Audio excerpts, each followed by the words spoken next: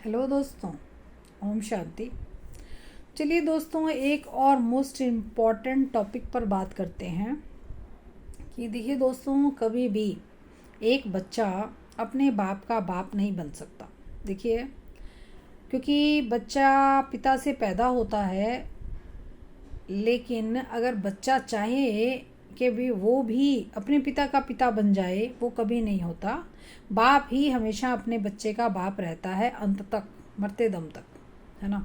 तो देखो दोस्तों, जनरली हम देखते हैं, कोई इंजीनियरिंग करता है उसका बच्चा इंजीनियर हो जाता है, कोई डॉक्टरी करता है उसका बच्चा डॉक्टर बन जाता है, कोई बैरिस्ट्री करता है तो उसका बच्चा बैरिस्टर बन जाता है, बन जाता है, बन भी सकता है, नहीं भी बन सकता, मगर प्रोफेशन ले लेते हैं कई बार बच्चे माता पिता का। तो लेकिन अगर वो बच्चा चाहे कि वो अपने पिता का पिता बन जाए, एक बच्चा अपने बाप का बाप बन जाए, तो ये नहीं हो सकता। ये लॉ नहीं है, ये नियम नहीं है, ये तो हमने देखा ही है। तो ये मतलब कुछ रूल और रिस्ट्रिक्शंस भी है ना जीवन के, कुछ नियम और धारणाएं भी हैं। तो इसमें यह भी धारणा है कि बच्चा कभी भी बाप का बाप नहीं बनता, बन ही नहीं सकता। तो अब देखो दोस्तों, इसी प्रकार से हमारे परम पिता परमात्मा, जो पूरे विश्व का पिता है, और हम सारी आत्माएं पूरी सृष्टि की उसके बच्चे हैं। तो अगर हम कहें ना कि हम भगवान बन जाएं, हम आज देवी देवता कितने, मतलब धर्म पिता धर्म गुरु कितनों को पूजते हैं, तो हम कहेंगे ये भगवान है। नहीं, उस परम पिता के सामने ये सब उसके बच्चे हैं। तो हम आत्माओं को ये तो कह सकते हैं कि ये महान आत्मा है, आत्माएं हैं, महान आत्माएं हैं, यानी अच्छा महान कार्य करती हैं, या ये धार्मिक आत्माएं, धर्मार्थ आत्माएं हैं, ये हम कह देते हैं। या हम ये भी कहते हैं, देखो ये बुरी आत्मा है, ये अच्छी आत्मा है, ऐसे कहते हैं ना। ऐसे ही हम ये भी कहते हैं कि ये देव आत्मा है। कोई बहुत अच्छा होगा ना तो कहेंगे ये देव आत्मा है, देखो ये पुण्य आत्मा है।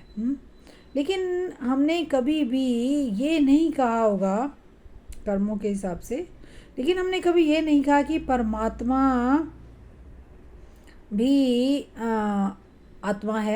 ये तो हमने कभी नहीं कहा ना, क्योंकि आत्माएं अनेक हैं लेकिन परमात्मा एक है।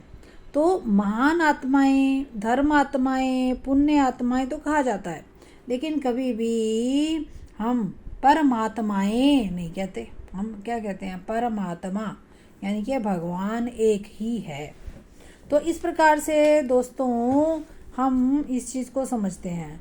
तो अब देखो दोस्तों, एक बच्चा अगर राष्ट्रपति का बच्चा है या प्रधानमंत्री का बच्चा है, और अगर वो भीख मांग रहा है, तो हम क्या समझेंगे कि या तो उसके पिता ने उसको निकाल दिया, या बच्चे ने पिता का घर छोड़ दिया, तभी वो भीख मांग रहा है। ठीक है ना, पिता राजा और बच्चा भिखारी, तो यही कारण हो सकता है। इसी प्रकार से आज हमारा परम पिता परमात्मा गुणों का सागर, ज्ञान का, सुख का, प्रेम का, शक्ति का, आनंद का, पवित्रता का सागर ही सागर, और हम आज सुख के, शांति के, प्यार के, आनंद के भिखारी हैं। आज हम क्या कहते हैं? हमारे पास ढेर संपत्ति हो, लेकिन घर में झगड़ा, तो हम क्या कहेंगे? प्यार हो, शांति हो, भले पैसा कम हो कोई बात नहीं, लेकिन हमें प्यार, सुख, शांति हो, वो ज़्यादा ज़रूरी है। तो लेकिन आज हमारे पास वो नहीं है जो हमारे पिता के पास है। तो इसका मतलब वो हमारा पिता है, हम उसके बच्चे हैं ना, तो फिर पिता की प्रॉपर्टी पर बच्चे का अधिकार होता है। लेकिन आज हम उससे शक्तियाँ क्यों नहीं ले पाते? क्या कारण है? हमारा अधिकार होते हुए भी हम उससे अधिकारी, उसकी प्रॉपर्टी के अधिकारी क्यों नहीं है? क्योंकि जैसे देखो दोस्तों, कि एक बच्चा जब अपने माता पिता से अलग कहीं दूर रह रहा है, और रहता ही रह जाता है, अपने माता पिता के पास नहीं रहता, तो किसी समय वो अपने माता पिता को भूलने लगता है, तो उसे क्या कहता है कि तुमने हमारे लिए क्या किया? कुछ भी नहीं, हम अपना जीवन खुद ही जी रहे हैं। तो तुम तो अपने माता पिता को यही शब्द सुनने को मिलते हैं, उनके उपकारों को वो भूल जाता है बचपन से।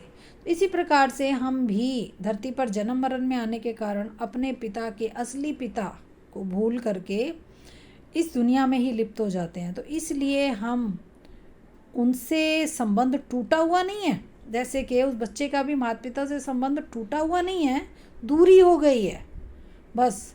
इसलिए वो अपने माता पिता को बोलता है कि तुमने मेरे साथ क्या किया, मेरे लिए क्या किया, इसलिए वो एहसानों को भूल गया ना, इसलिए प्रेम कम हो गया।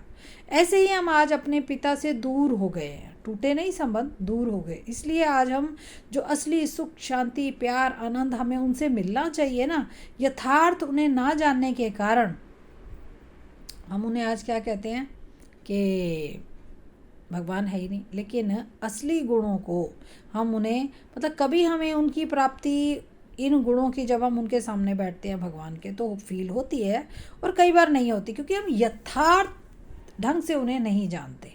इसलिए जब हम जान करके उनसे बात करते हैं और शक्ति लेते हैं, तो ऐसा हो नहीं सकता कि बच्चे को पिता की प्रॉपर्टी ना मिले, ऐसा हो ही नहीं सकता। तो इस प्रकार से हमारे परम पिता से हमारे संबंध टूटे हुए नहीं हैं, दूरी आ गई है, जो कि अगर हम यथार्थ आत्मिक रूप में अपने पिता को याद करेंगे, तो अंडरस्टूडली हमें वो सारे गुण और शक्तियाँ इसी धरती पे मिलनी ही हैं, और ये हमारा जन्म सिद्ध अधिकार है, राइट है, जो हमें अब लेना ही चाहिए। अच्छा, ओम शांति।